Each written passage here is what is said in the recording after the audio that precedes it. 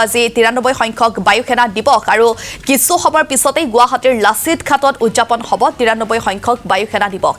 এইখিনিতে এটা কথা উল্লেখ কৰিব লাগিব যে বিশেষ অতিথি হিচাপে উপস্থিত থকাৰ কথা আছিল প্ৰতিৰক্ষা মন্ত্ৰী ৰাজনাথ সিং, কিন্তু বিশেষ এক কাৰণত প্ৰতিৰক্ষা মন্ত্ৰীগৰাকী উপস্থিত নহয় বুলি জানিব পৰা গৈছে। আৰু যান-বাহন যে শাখাৰ পৰাও কিছু নীতি নিৰ্দেশনা দিয়া হৈছে, এই ক্ষেত্ৰত আপুনি কি ক'ব মৌচুমী? হয়, নিশ্চিতভাৱে চাওক অনামিকা, পুৱাৰে পৰা আমি দেখুৱাইছো ব্ৰহ্মপুত্ৰৰ পাৰৰ লাচিত ঘাটৰ প্ৰতিমূৰ্তিৰ সন্মুখত প্ৰতিমূৰ্তিক সাক্ষী কৰি আজি বিশেষ বায়ুসেনাৰ কলা কৌশলী তেওঁলোকে প্ৰদৰ্শন কৰিব। আজি 93 সংখ্যক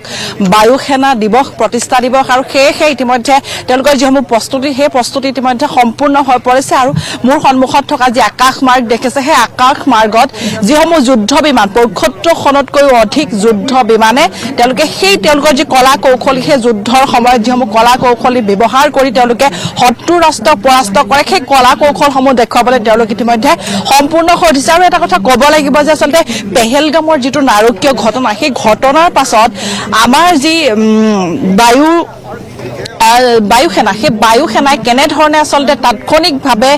তেওঁলোকে সেই প্ৰতিক্ৰিয়া দিয়া দেখিবলৈ পাইছিল। সেই প্ৰতিক্ৰিয়াক লৈ আচলতে অসমৰ ৰাইজ, ভাৰতৰ ৰাইজ আচলতে স্তম্ভিত হৈ পৰিছিল। প্ৰত্যেকে এটা কথা কৈছিল, আচলতে যি আচলতে উগ্ৰপন্থীয়ে হওক বা যি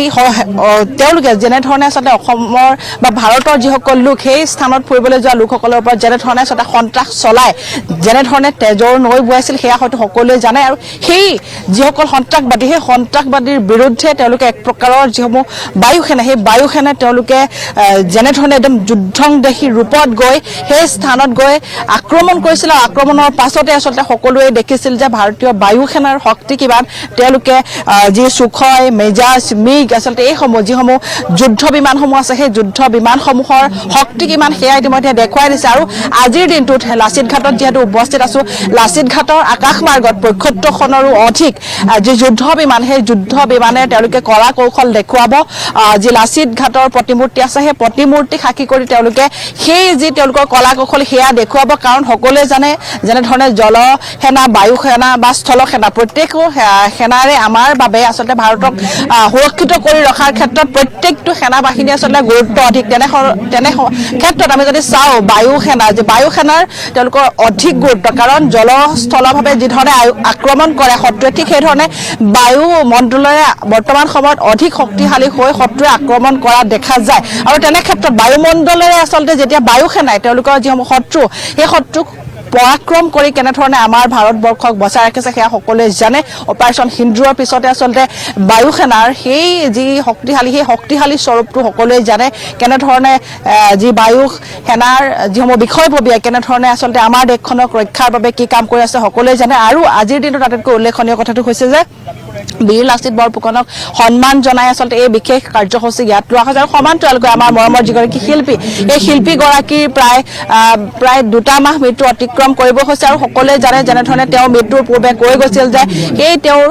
গানটো, যি মায়াবিনী গীত, সেই মায়াবিনী গীতটো কেৱল প্ৰাৰ্থনাৰ ৰূপত, মৃত্যুৰ পিছত মই মৰিলে কেৱল সেই মায়াবিনী গান বাজি থাকিব বুলি তেওঁ কোৱাৰ দৰে। কাৰণ সকলোৱে দেখিছে মৃত্যুৰ পাছত প্ৰত্যেকটো দেহ অন্ত্যেষ্টিক্ৰিয়াৰ পাছতো আচলতে প্ৰত্যেক জ্যেষ্ঠ কনিষ্ঠ প্ৰত্যেকৰ মুখত কেৱল এটাই মায়াবিনী। সেই মায়াবিনী আপুনি য'ত যায় কেৱল সকলোৰে মুখত, কণমানিটিৰ মুখতো একেবাৰে চৰ্চাত থকা গীতটি হৈ পৰিছে মায়াবিনী, যেনে প্ৰাৰ্থনালৈ ৰূপান্তৰিত হৈছে। আৰু সেই মায়াবিনী বায়ুসেনাই আকাশ মাৰ্গত সেই মায়াবিনী গীত পৰিৱেশনেৰে সেই আমাৰ প্ৰাণৰ শিল্পীগৰাকীলৈ শ্ৰদ্ধাঞ্জলি জনাব। আৰু ইতিমধ্যে এয়া দেখিবলৈ পাইছে প্ৰস্তুতি সম্পূৰ্ণ হৈ উঠিছে, সকলো আহি ইয়াত উপস্থিত হৈছেহি। আমি বিভিন্নজনৰ পৰা অকণমান কথা পাতিবলৈ চেষ্টা কৰিম। मैं आपका पास आई हूँ आज एयरफोर्स 93 एयरफोर्स এনেধৰণে প্ৰত্যেকজন आपका पास आया हूँ सर। তেওঁলোকে আচলতে তেওঁলোকৰ কথা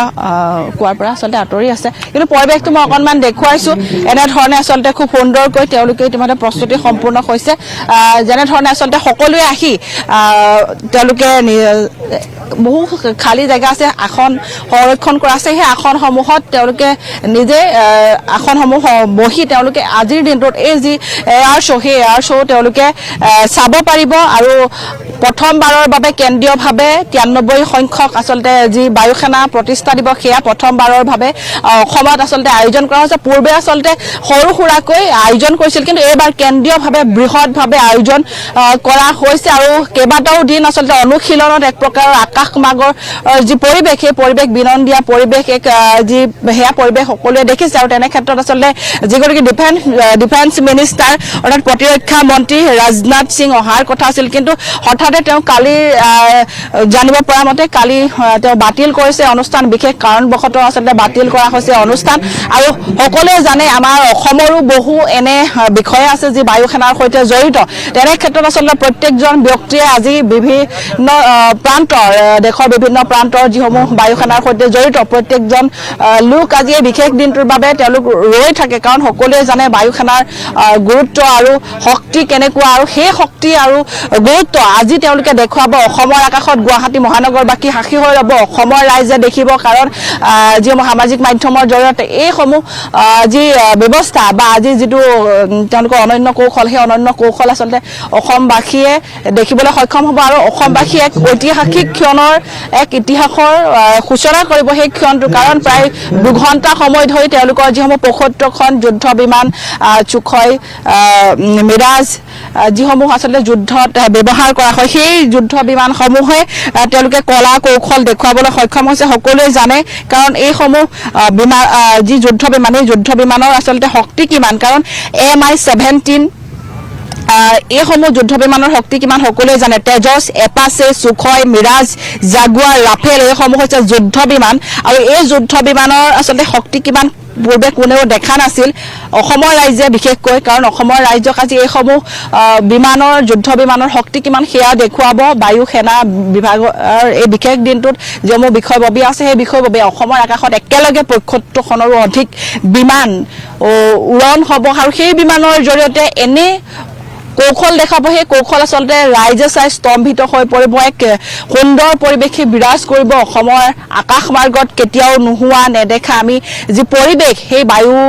মণ্ডলত বা আকাশ মাৰ্গত সেই যুদ্ধ বিমানৰ সেই পৰিৱেশ আমি দেখিবলৈ সক্ষম হ'ম আৰু ইয়াত উপস্থিত থাকিব বায়ু সেনাৰ মুৰব্বী এপি সিং উপস্থিত থাকিব তেওঁ আৰু সমান্তৰালকৈ অসমৰ মুখ্যমন্ত্ৰী হিমন্ত বিশ্ব শৰ্মা এই স্থানত উপস্থিত থাকিব আৰু মোৰ সহযোগী আছে চিন্ময় দেখুৱাই আছে ইয়াৰ পৰিৱেশ আৰু সকলোৱে জানে কাৰণ বায়ু সেনাৰ যেনেধৰণে কৈছে যে পূৰ্বে জলস্থলৰ দৰে বায়ু সেনাৰো আচলতে